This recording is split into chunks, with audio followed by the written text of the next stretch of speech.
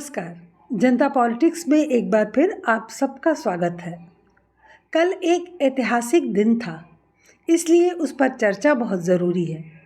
पहली बार संसद में अंग्रेज़ों के काले कानूनों को बदला गया। देश के क्रिमिनल जस्टिस सिस्टम की ओवरहालिंग की गई।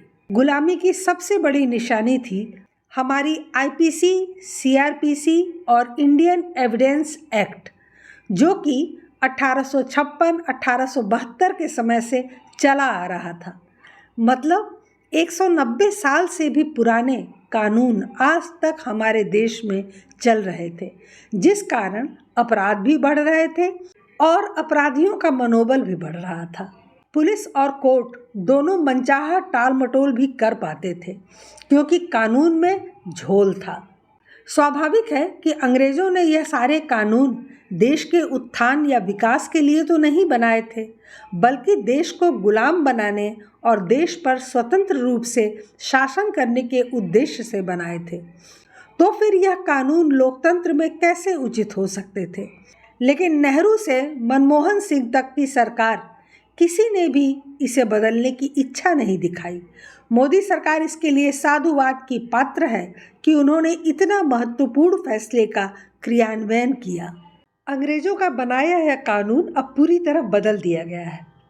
अब इसका नया नाम होगा, पहला भारतीय न्याय संहिता 2023 बिल, दूसरा भारतीय नागरिक सुरक्षा संहिता 2023 बिल और तीसरा भारतीय साक्ष्य अधिनियम बिल।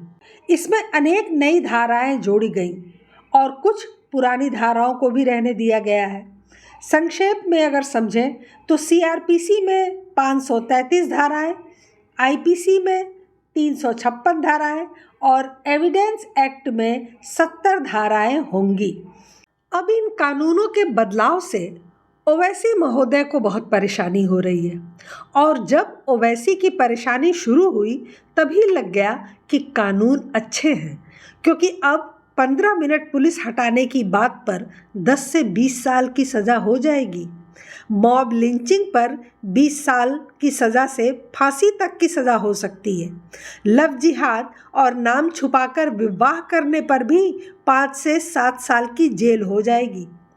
पाकिस्तान के लिए नारेबाजी करने और भारत के टुकड़े करने की मंशा पर भी 10 साल की जेल हो सकती है। तो भला ओवैसी को क्यों परेशानी न हो? यही सारे काम तो पूरे देश में जोर शोर से चल रहा है। जिहादी तत्वों की शामत आएगी तो ओवैसी को तकलीफ होना लाजमी है, लेकिन हम तो यही कहेंगे कि यह तकलीफ अच्छी है। ओवैसी कहते हैं कि मोदी सरकार 3 नए कानून लाई है, जो देश में जुर्म, कोर्ट और पुलिस के ताल्लुक से कई बड़े बदलाव लाएंगे। इसमें कोई शक नहीं कि ये कानून सरकार को और गैर मामूली ताकतें देंगे और मासूम शहरियों के हुकूक के साथ खिलवाड़ करेंगे।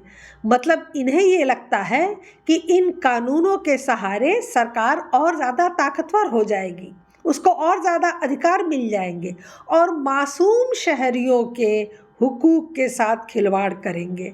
यानी कि मासूम शब्द पर जोर दीजिए कि मासूम शहरियों को जो है परेशान किया जाएगा, उनके जीवन के साथ खिलवाड़ होगा। वो मासूम शहरी कौन है? जिहादी। आगे ये कहते हैं कि हम ऐसे तमाम दफात की मुखालिफत करेंगे जिसमें मासूमों को बिना अपील, दलील या वकील जेल में बंद किया जाता है। अब ऊपा जैसे काले कानून को संसद में लाया गया था, तब कांग्रेस ने भाजपा का साथ दिया था। विपक्ष की तमाम पार्टियों को साफ तौर पर यह बता देना चाहिए कि क्या आप इन कानूनों का साथ देंगे या उनकी मुखालिफत करेंगे। क्या उनके सदस्य, उनके सांसद जो स्टैंडिंग कमेटी का हिस्सा हैं, भाजपा के एजेंडे की मुखालिफत करेंगे या उसका साथ देंगे? मतलब ये जो कानूनों में बदलाव हो रहा है, ये भाजपा का एजेंडा है, ऐसा ओवैसी का सोचना है। लेकिन ये परिवर्तन ऐसे ही नहीं कर दिया गया है। इस सारे चेंजेस के लिए 18 राज्यों का इनपुट लिया गया, 6 यूनियन टेरिटरीज़ का, भारत के सुप्रीम कोर्ट, 22 हाई कोर्ट, अनेक न्यायिक संस्थानों का और 142 सांसद, 227 विधायकों के अलावा जनता से भी इन कानूनों पर सुझाव लिया गया। 4 साल तक 158 बैठकों के बाद सरकार इस निर्णय पर पहुंची कि कौन से बदलाव किए जाने हैं।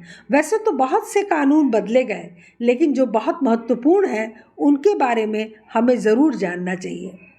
तो सबसे पहली बात कि बच्चों के साथ बलात्कार या अन्य जघन्य अपराधों के लिए अब मौत की सज़ा का प्रावधान है।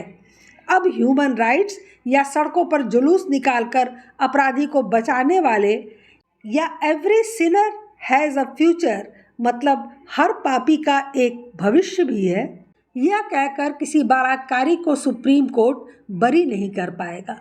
तो इसमें सबसे पहले मुख्य अगर केवल बिंदुओं को जान लें तो राजद्रोह कानून पूरी तरह से खत्म होगा, भगोड़ों के खिलाफ सख्त कानून होगा, क्राइम सीन पर फॉरेंसिक टीम का जाना अनिवार्य होगा, नाबालिग से रेप के मामले में मौत की सज़ा का प्रावधान होगा, मॉब लिंचिंग के खिलाफ बनेगा नया कानून, तय समय में सरकारी कर्मचारी के खिलाफ मुकदमे की मंजूरी, गैंग रेप में 20 साल या आजीवन कारावास की सज़ा, 3 साल तक की सज़ा वाली धाराओं का समरी ट्रायल, दोष सिद्ध के बाद 30 दिन के भीतर सज़ा सुनाना ज़रूरी होगा, दोषियों की संपत्ति कुर्क करने का आदेश कोर्ट देगा। हेट स्पीच पर भी नया कानून आ गया है, इसे अपराध की श्रेणी में शामिल किया जाएगा। धार्मिक भड़काऊ स्पीच को भी अपराध माना जाएगा। 3 साल की सज़ा, जुर्माने का प्रावधान, धर्म को टारगेट करने पर 5 साल की सज़ा। महिला सुरक्षा पर जो कानून है उसमें गैंग रेप में उम्र कैद या 20 साल की सज़ा, नाबालिग से रेप पर मृत्युदंड का प्रावधान, वो पहले ही मैंने आपको बताया।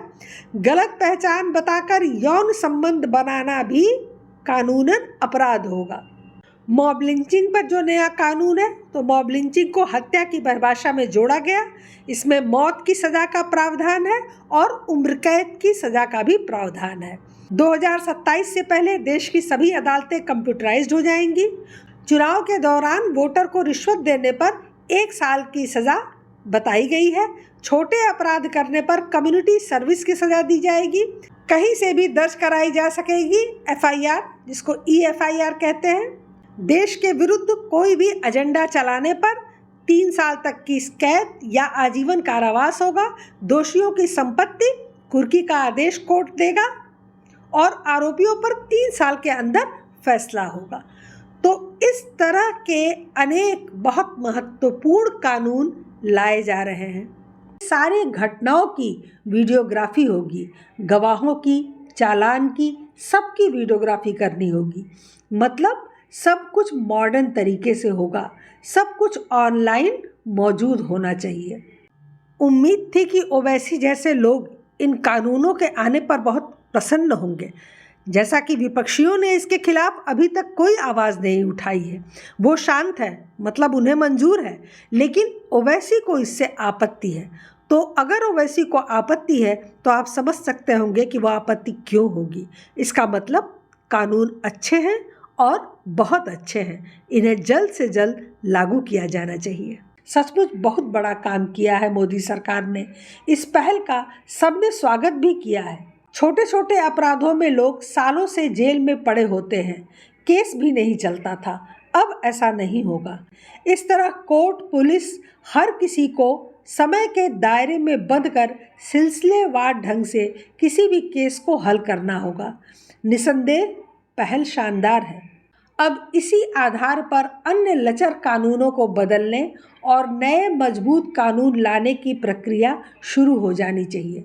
उम्मीद है कि 2024 चुनाव से पहले मोदी सरकार कुछ और ऐसे मजबूत कानून लाएगी जिससे हिंदुओं को विशेष राहत मिलेगी और जो हिंदू हित पर ही आधारित होंगे। आज के लिए बस इतना ही। हमारे चैनल को सब्सक्राइब करें, लाइक करें और सभी प्लेटफॉर्म पर शेयर करें। अपने विचार हमें कमेंट बॉक्स में ज़रूर बताएं। धन्यवाद। नमस्कार।